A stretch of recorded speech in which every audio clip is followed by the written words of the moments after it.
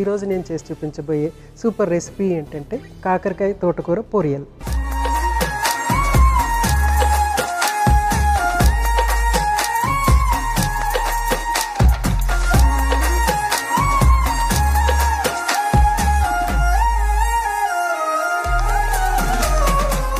కాకరకాయ తోటకూర పొరియల్కి కావాల్సిన పదార్థాలు ఏంటో ఒకసారి చూసేద్దాం. కాకరకాయ, తోటకూర, ఉల్లిపాయ ముక్కలు, పచ్చిమిర్చి, కరివేపాకు, మినపప్పు, జీలకర్ర, ఆవాలు, పసుపు, కారం, ఉప్పు, కొబ్బరి తురుము, నూనె. సో అన్ని ఇంగ్రీడియంట్స్ రెడీగా ఉన్నాయి. సో మనము ఫస్ట్ ఏం చేద్దామంటే స్టవ్ వెలిగించుకొని ప్యాన్ పెట్టేసుకుందాం.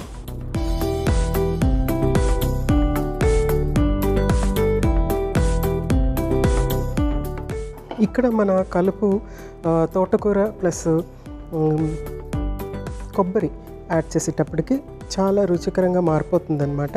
ఆ చేదు అనేది తగ్గుతుంది, ఇంట్రెస్టింగ్గా ఉంటుంది. అందరూ కూడా ఇంట్రెస్టింగ్గా తినడానికి మొగ్గు చూపుతారు అన్నమాట. సో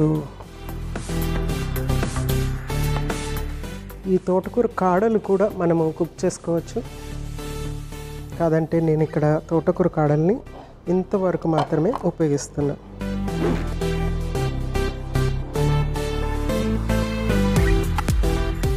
సో ఆకులు మాత్రమే ఉపయోగిస్తున్నాను. సో నెక్స్ట్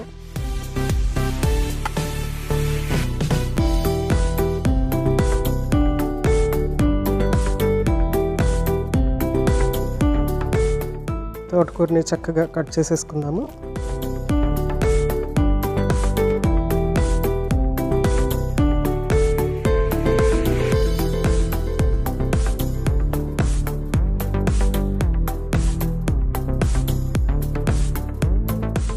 తోటకూరలో హైయెస్ట్ కాల్షియం ఉంటుంది. అన్ని ఆకుకూరల కంటే దీంట్లో ఉండే కాల్షియం చాలా హైగా ఉంటుంది. కాదంటే ఆకుకూరల నుంచి అబ్జార్బ్ అయ్యే కాల్షియం మాత్రం కంపారిటివ్గా తక్కువ ఉంటుందన్నమాట. పాల నుంచి, నాన్ వెజిటేరియన్ సోర్స్ నుంచి అబ్జార్బ్ అయ్యే కాల్షియం హైగా ఉంటుంది.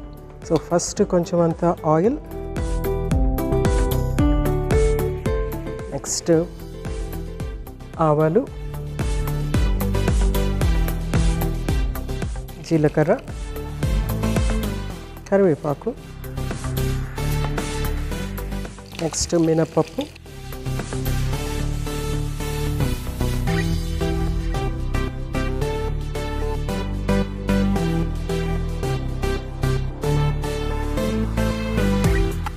కొద్దిగా మినపప్పు వేగిన తర్వాత మిగిలిన ఇంగ్రీడియంట్స్ 1 by 1 యాడ్ చేసేసుకోవటమే.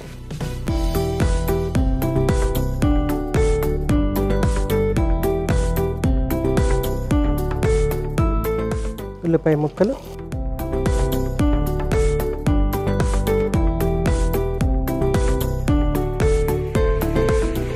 పచ్చిమిర్చి యాజ్ ఇట్ ఈస్ 2 వేసేస్తున్నాను.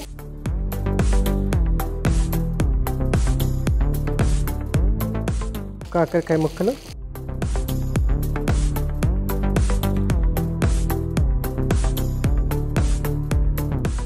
కట్ చేసుకున్నటువంటి తోటకూర,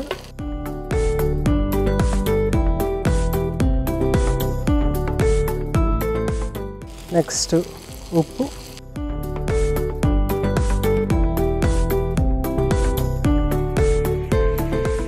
కారం,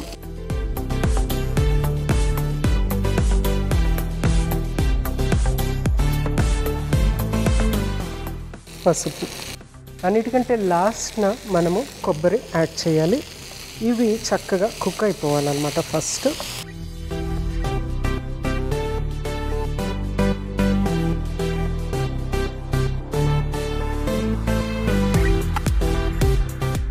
తోటకూరతో కలిసి కుక్ అయితే ఏంటంటే ఆ ఫ్లేవర్స్ చక్కగా దీనికి కూడా వచ్చేస్తాయి అన్నమాట. సో కొంచెం అంత వాటర్ యాడ్ చేద్దాము.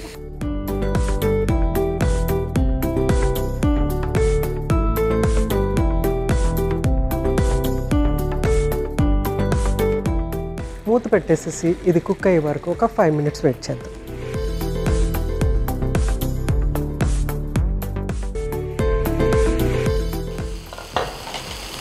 సో చక్కగా కుక్ అవుతుంది.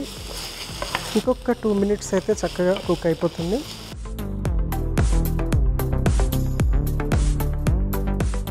సో సో కొబ్బరి యాడ్ చేసేద్దాము.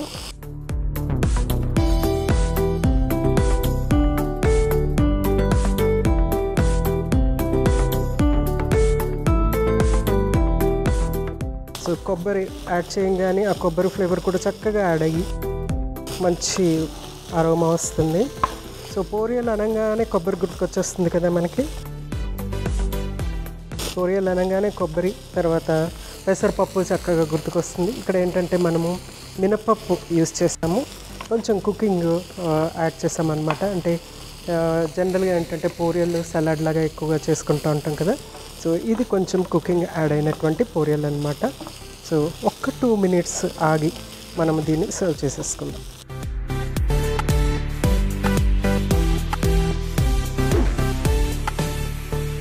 సో చక్కగా కుక్ అయిపోయింది. మనము ఫస్ట్ స్టవ్ ఆఫ్ చేసేసుకుందాము, లేకపోతే ఇది మాడిపోతుంది.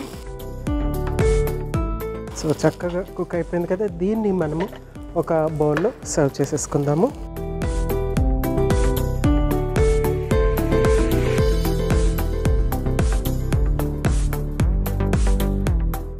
తోటకూర ఫ్లేవర్ బాగా క్లియర్గా తెలుస్తుంది. తోటకూర, తర్వాత మినపప్పు ప్లస్ కాకరకాయ, ఇవి చాలా క్లియర్గా తెలుస్తుంది అన్నమాట ఫ్లేవర్స్.